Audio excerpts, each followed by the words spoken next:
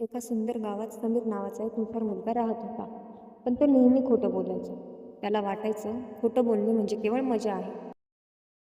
एके दिवशी शाळेतल्या सरांनी सर्व मुलांना एक मोठा गृहपाठ दिला. पण समीरला अभ्यास आवडत नसल्यामुळे त्याने खोटं बोलायचं आणि अभ्यास करायचा नाही असं ठरवलं. दुसऱ्या दिवशी समीर शाळेत गेला आणि सरांना सांगितले की त्याला खूप ताप आला होता, म्हणून तो गृहपाठ करू शकला नाही. सरांनी त्याच्यावर विश्वास ठेवला आणि त्याला माफ केलं. पण समीरची सवय वाढतच चालली. तो खोटं बोलून नेहमीच सुटायचा. एके दिवशी समीरने त्याच्या मित्रांना खोटं सांगितलं की गावात वाघ आला आहे. पण सर्व मित्र घाबरले आणि गावात पळत पळत गेले.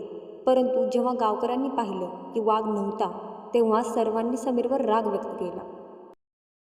समीरने खोटं बोलून खूप मजा घेतली, पण त्याच्या खोटं बोलण्याचा परिणाम पुढे आला. काही दिवसांनी समीर खरोखरच आजारी पडला. त्याच्या अंगात शाळेत जायची ताकद नव्हती. पण गावकऱ्यांना वाटलं की तो परत खोटं बोलतोय. त्याच्या मित्रांनीही त्याच्यावर विश्वास ठेवला नाही. शेवटी समीरच्या आईवडिलांनी डॉक्टरांना बोलावलं आणि डॉक्टरांनी सांगितलं की समीर खरोखरच आजारी होता. त्याच्या खोट्या सवयीमुळे लोक त्याच्यावर विश्वास ठेवत नव्हते. शाळेत परतल्यावर बाईंनी समीरला सर्वांसमोर उभं केलं आणि त्याला खोटं बोलण्याचे नुकसान समजावले. त्यांनी समीरला शिक्षा म्हणून सर्व वर्गासमोर माफी मागायला लावली. त्याचबरोबर समीरला आठवडाभर शाळेतल्या स्वच्छतेची जबाबदारी देण्यात आली. या शिक्षेमुळे समीरला त्याच्या चुका समजल्या आणि तो खोटं बोलणं थांबवायला शिकला. समीरने आपली चूक कबूल केली आणि खोटं बोलण्याची सवय सोडली. त्याने सत्याची ताकद ओळखली आणि त्याच्या आयुष्यात खरा आणि प्रामाणिक बनण्याचा निर्णय घेतला.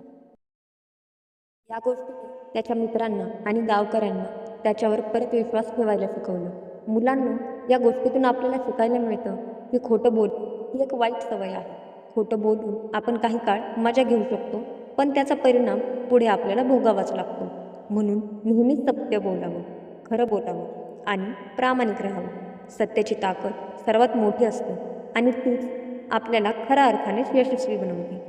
अशा प्रकारे येथे आपली गोष्ट संपते आणि अशा सुंदर गोष्टी ऐकण्यासाठी चॅनलला सबस्क्राईब करा आणि व्हिडिओला लाईक करा.